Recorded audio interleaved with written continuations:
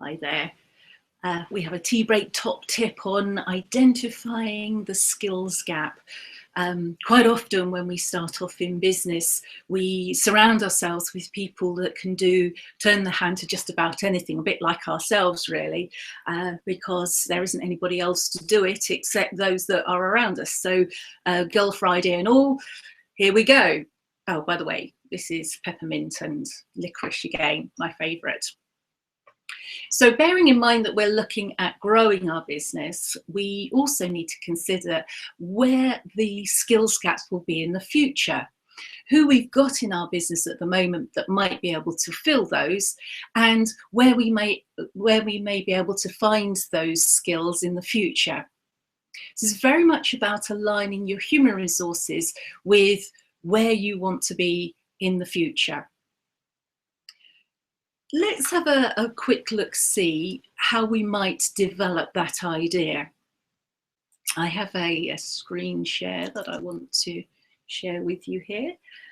And this is one that a company that I was working with about 9-10 years ago. They developed this as an opportunity to see where they may be able to develop their current employees and where the gaps were for the future. So you can see it's color coded, and if we just take Roy Griffiths here, you can see that he took on 2 directors' roles. He also was the company secretary. And if we have a look at Simone, well, Simone kind of worked just about everywhere. Interestingly, she happens to be the only girl in the company, and she's pink. But she did the bookkeeping, she was a salary clerk, she was an estimator, and she was a personal assistant, a receptionist, and an admin assistant too. But you can start to see how people have doubled up, or in Simone's case, well, sextupleted up. Is there such a word as that? Where we've taken on different roles, but you can also see how this particular company has starting to reorganize how it might look for the future. So this is a way that you may want to have a look at the different roles that you're currently using in your business and where the gaps are that you may need to fill and where you might replace people in order to focus in on their particular skills base. So apart from the skill sets, so we need to think about the competencies each of those people have, but we also need to recognize the personality types within these roles. Because whilst Simone may well be taking on all of these different roles, they may not necessarily all suit her personality type. And those that don't, I'm sure she would rather shed.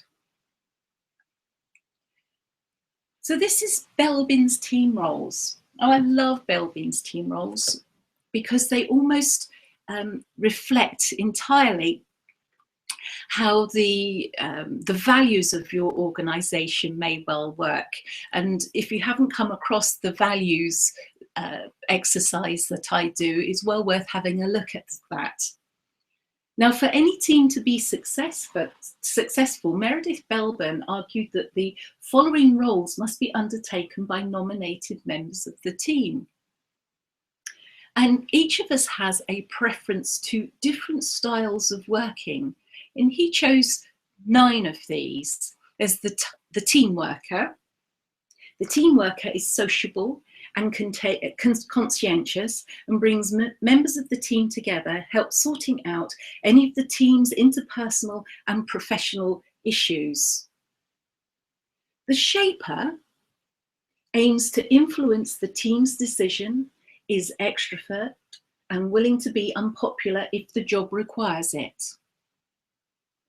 The specialist provides technical expertise in key areas. They may annoy others because they focus too narrowly on their own specialist area. The completer or the completer finisher is determined and committed, but can be seen as too keen to get the job done at any cost. The plants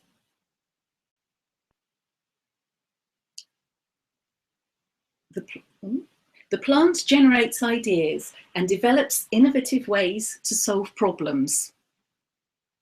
The monitor or the monitor evaluator is analytical, dispassionate and objective, and may upset team members with criticisms.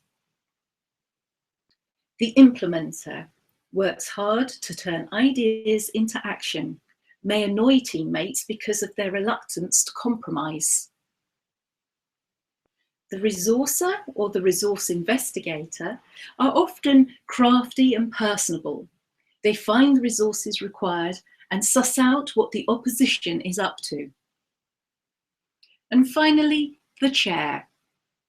The chair sets the agenda, is calm and confident and responsible for getting the balance of the team right.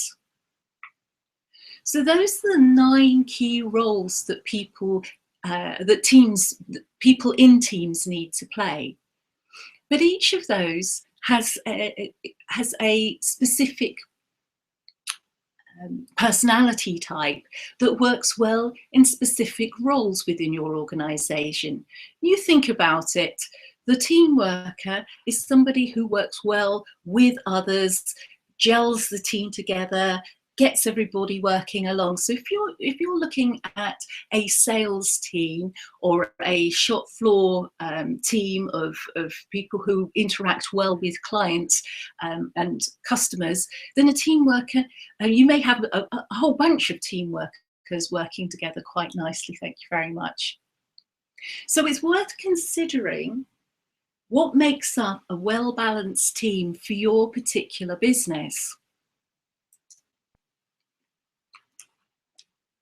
And now, so coming back, this is quite a short one. The key to it is that not only are you looking at the competencies that you need for the future, but you're looking for the type of personalities that are going to work well within the team together.